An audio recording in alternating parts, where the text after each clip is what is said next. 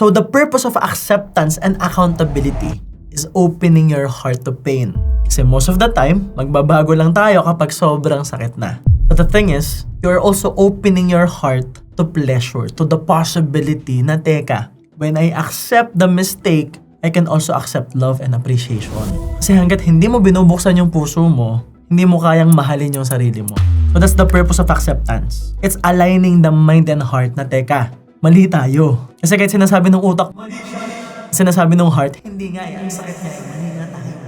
So kailangan maging aligned na kahit kasalanan ng iba, may ginawa silang mali sa atin, at some point, part tayo nun. Kasi kaya tayo nasaktan, andun tayo. Nilagay natin yung sarili natin sa sitwasyon na yan. Now, recognizing the patterns is aligning the mind and heart as well. And then breaking those patterns. Okay, so pag nahanap mo na, dito nanggagaling sa emotion. Dito nanggagaling sa overthinking. Now you can break those patterns. Defining the new standards is opening your heart to the possibility na teka, kapag hindi ko ganalingan, ito yung mangyayari sa akin. Alam ng utak mo yan na kapag hindi ka nagbago 5 years from now, your life can be worse. But when you change for the better, you will have your goals. You will achieve your goals and dreams. You will reach your vision, your destination. You will have the life that you want.